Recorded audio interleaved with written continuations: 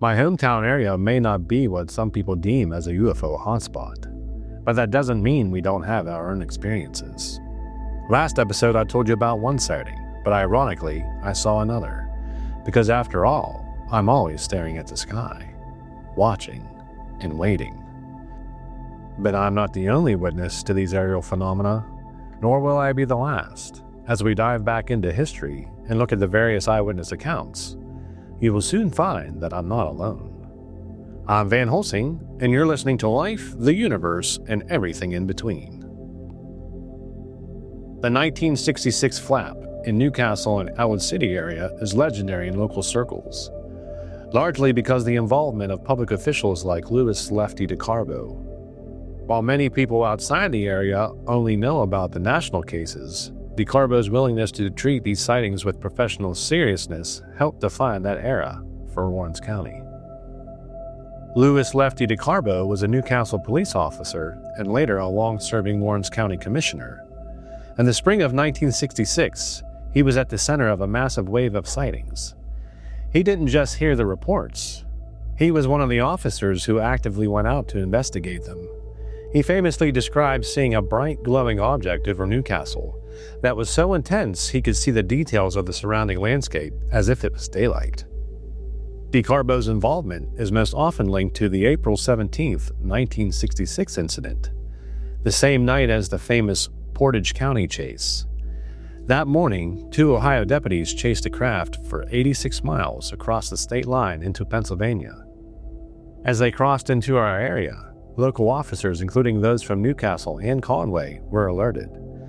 DeCarbo became a key voice for the local authorities, refusing to back down when the Air Force tried to claim the officers were just chasing the planet Venus. What makes DeCarbo's account so important to our history is his credibility. He was a respected figure in the community, not someone looking for a headline. He openly discussed how the object he saw was clearly a physical, structured craft that moved with intent. His legacy in the area serves as a reminder that when we look up and see something we can't explain, we're following in the footsteps of the people who were supposed to have all the answers, and even they were left wondering. When DeCarbo and the other local officials described the objects from the 1966 wave, they didn't just talk about lights. They described physical, structured machines that seemed to defy every rule of aviation.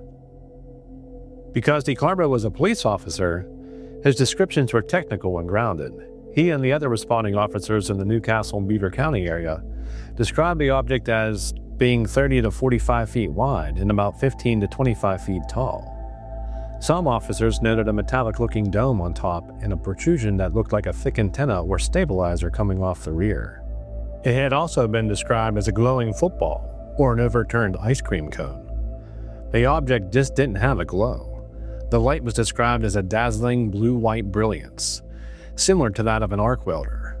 It was so bright that it illuminated the ground like it was high noon, even though it was the middle of the night. Unlike a plane, it didn't have any blinking navigation. As for sound, witnesses reported a low, steady humming, similar to that of a high-tension power line or a large electrical transformer under a heavy load. DeCarbo and the others watched the craft perform impossible maneuvers.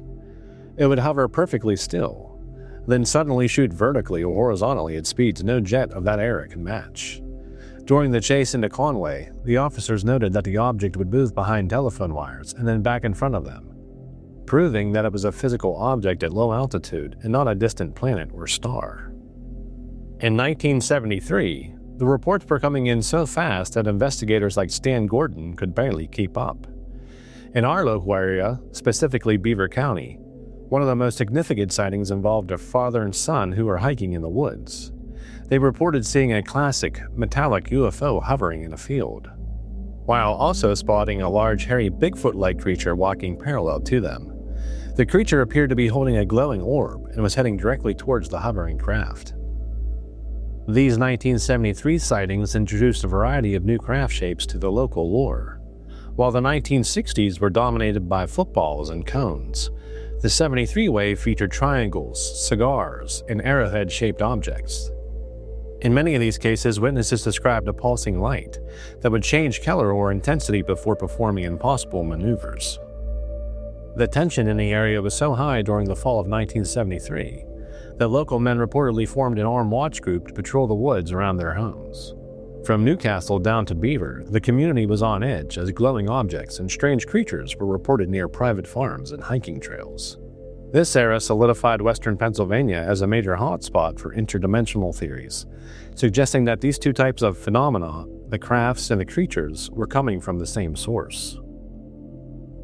Also in late 1973, a couple was driving down a rural road just outside of Ellwood City. It was after dark, and the area was already on high alert due to the sheer volume of sightings that had been reported in the local papers.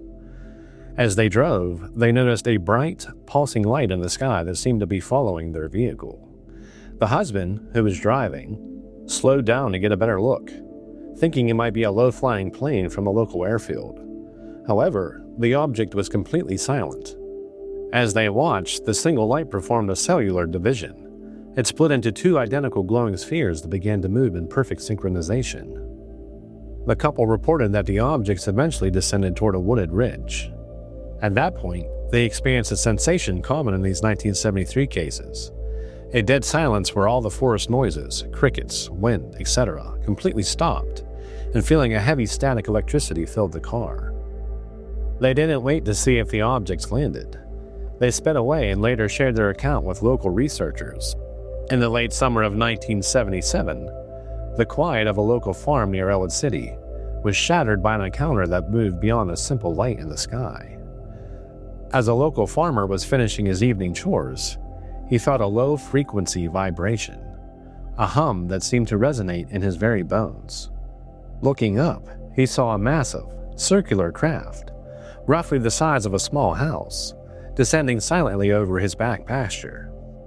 The object was a dull, non-reflective metallic gray, but its most striking feature was the amber glow pulsing from its underside. Then, the craft did something that changed the nature of the sighting entirely. It emitted a concentrated, solid beam of amber light. Unlike a typical searchlight, this beam was perfectly contained. A cylinder of light that hit the ground with such intensity, it illuminated every blade of grass as if it was midday. The farmer watched as the beam seemed to sample the earth, moving independently of the craft's position. He reported a wave of physical heat as the light passed near him, then a sensation of heavy static that made the hair on his arms stand straight up. The next morning, the physical evidence was undeniable. In the exact spot where the beam had struck, there was a dehydration ring. This wasn't a burn or scorch mark. The grass within the perfect circle had been stripped of all moisture, left brittle and mummified, while the rest of the field remained soaked with the morning dew. It remains one of the most compelling pieces of physical trace evidence in our area's history. In the late autumn of 1979, a hunter was positioned in a tree stand in the deep woods on the outskirts of Ellwood City. It was that magic hour, just before dusk when the forest usually settles down. But the quiet he experienced that evening was unnatural. He described a heavy pressure in the air, a sensation like the atmosphere had been sucked right out of the trees. Looking through a clearing, he saw a metallic, cigar-shaped craft hovering just above the tree line. Unlike the pulsing sphere from prior years, this object was a matte gray and appeared to have a row of illuminated portholes along its side. As the hunter watched, a brilliant, narrow beam of white light shot out from the base of the craft, scanning the forest floor with surgical precision. When the beam passed over his position, he felt an intense pins and needles sensation across his skin and a metallic taste in his mouth. The craft eventually tilted on its axis and vanished upward in a total blur. He was so shaken that he left his gear behind and fled the woods, later reporting symptoms like extreme lethargy and a skin rash. To investigators like Stan Gordon, this remains a key case because it shows the objects can have a direct physical impact on the human body. These are just a few of the sightings that I've picked out, but there are many more. And we might as well end this episode on my last account. This happened about 10 years ago in 2016, on a warm summer evening, probably around 6 p.m. It was still daylight out. And my wife and I had just finished a date in Robinson. We were heading home to pick up our kids. I let her drive because I had been driving all day. As we were getting close to the exit, I looked up and noticed a bright light in the sky. What caught my attention was that it was pulsing, not blinking like a plane, pulsing, slow and steady. At first, I didn't think much of it. There's a small airport nearby, so planes are common. But I kept watching it because something felt off. Then, right in the middle of my view, it did something I've never seen before. The single light split into two. Now there were two lights flying side by side, perfectly in sync, moving at the same speed. No sound, no flashing navigation lights, just two glowing objects. This all happened in less than a minute. As they reached the far side of the sky, one of them just winked out. And then the other one stopped and shot back the way it came, faster than anything I've ever seen in the sky. And just like that, it was gone. I remember thinking, what did I just watch? I even reported it online later that night. And to this day, I still don't know what it was. If you're interested in diving deeper into these local accounts, I highly recommend looking into the work of Stan Gordon. He has been the lead investigator for Pennsylvania's high strangeness since 1959, and is the primary source for the 1973 double flap and the 1977 farmer sighting. His books, like Silent Invasion and Really Mysterious Pennsylvania, are the gold standard for documented sightings in our neck of the woods.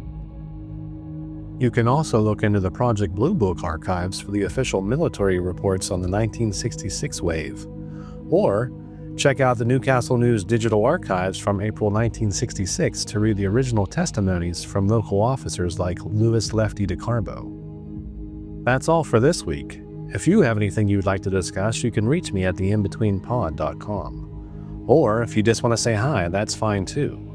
And until next time, keep your eyes open for what lies in the in-between.